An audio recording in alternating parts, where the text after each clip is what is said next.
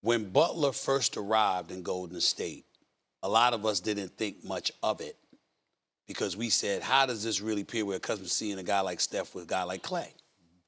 How does this mesh? How does this work exactly? And then they were playing lights out together. And so we got our hopes up.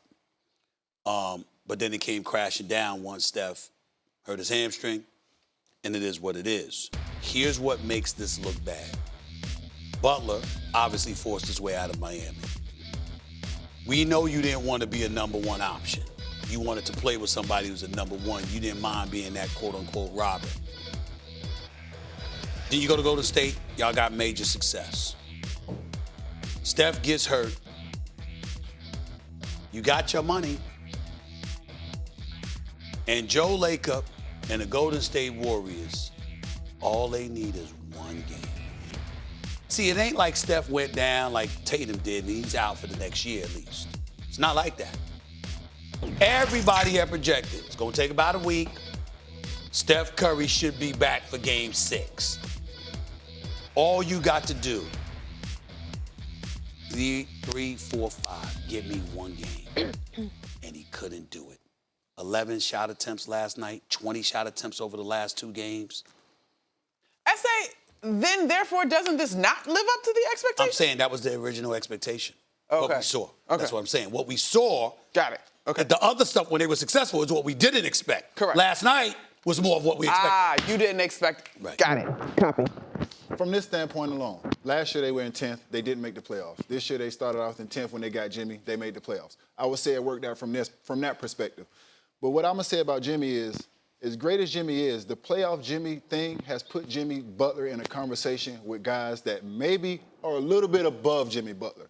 And sometimes the expectations of Jimmy Butler are the playoff Jimmy Butler expectations all the time. And that might not necessarily be who Jimmy Butler is. Jimmy Butler is a very talented basketball player, but he'll tell you, I'm not the most talented. I'm not the fastest. He is a smart guy. He preys on weaknesses and mistakes. We got to give credit where credit's due to Minnesota. McDaniels was on him. Ant-Man was on him. Randall was on him. He's not a shooter. He needs to get in the paint. When you get in the paint, we have the number one shot blocker and rim protector on him. I think Jimmy Butler gave what he gave, but Jimmy Butler didn't have any more to give against that team. And that's where you see the differences between other guys and Jimmy. Because I've seen guys guard LeBron, and no matter what you do, he gets his. I've seen guys guard D-Wade. No matter what you do, he gets his. Jason Tatum, he gets his. Jaylen Brown, he gets his. Those guys get theirs no matter what you do. Jimmy Butler's not that unstoppable guy like those guys. Okay, I hear you, but now backtrack me. What was your expectation once this trade happened? Because did it live up to the... I was on the other side of the trade, so you want to hear what my expectation was? Tell me. I wouldn't give a damn what he did over there. Oh. I was worried about the side of the trade that we got. Okay, fair enough. Fair enough. Yeah, you guys got some work to do this summer. Damn, Molly, we gonna go Well, there I'm now? just saying, like, you gotta... You brought ain't nobody mentioned Miami. You did. You did that. UD, what's the game plan? Like, come on, we gotta make things happen. You heard what Ralph said. We ain't running it back. Tell you that. Okay. Look, I like the way you spun it, Essa, even though it took me a minute to catch on. Because I agree. When the trade initially went down, you were like, okay, I guess. And then because of the bump, the Butler bump, so to speak, in the regular season, you thought maybe these guys would have an opportunity to do something. But I'm with you.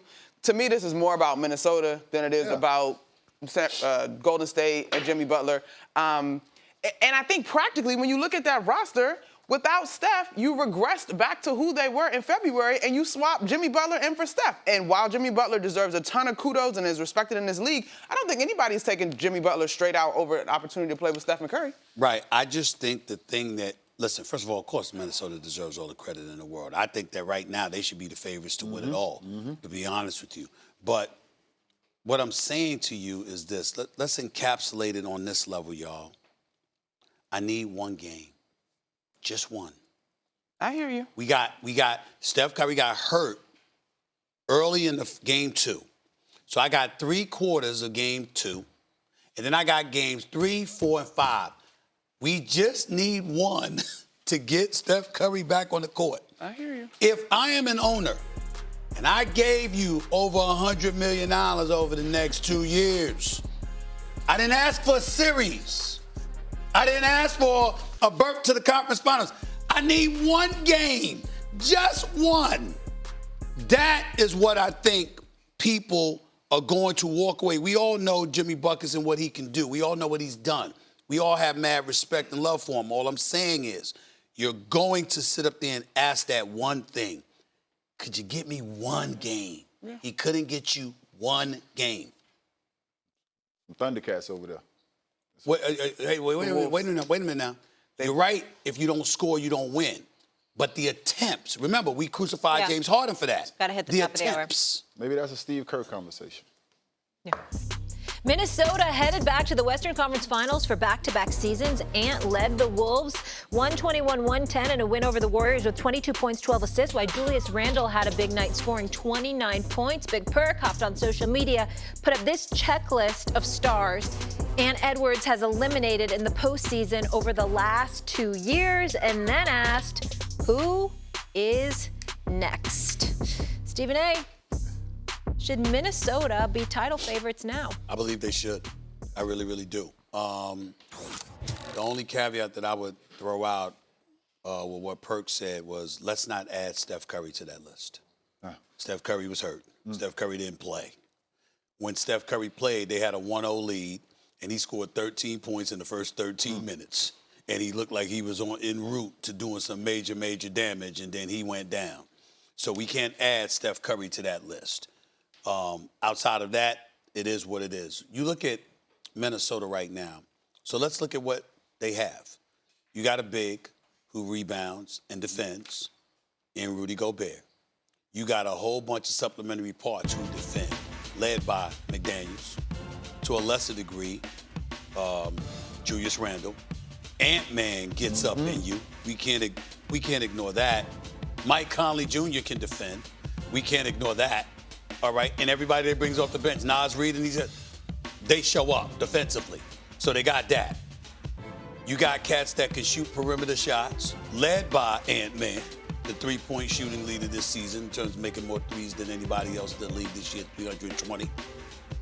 And you have a superstar who's a closer, who wants it, who's coming for everybody, ain't apologizing for a damn soul. So I look at it from that standpoint, and then I look at OKC. Your struggles offensively as the game wanes. Yes, in a couple of games they showed up, a couple of games they didn't. I look at Denver, absence of depth. And I say to myself, Indiana, talented, very, very good at multiple positions, but no bona fide star. Yeah, I look at Minnesota. Even though I was ready to say SGA because it's SGA, he's that, but my MVP. I don't like what I'm seeing from OKC offensively when it counts. Defensively, them and Minnesota, oh yeah. Offensively, Ant-Man is just special, y'all. UD?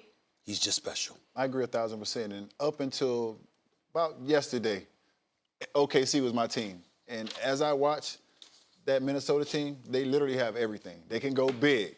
They can go small. They have a closer. They have a physical presence. And I'll tell you another thing.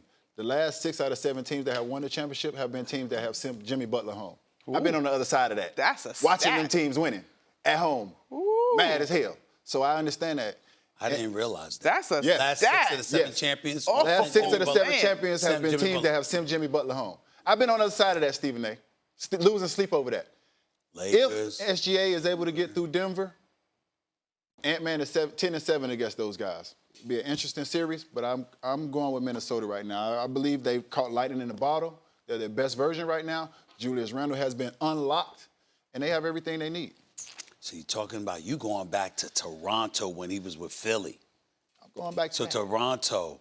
So it's Toronto. Yeah. It's the Lakers. yeah.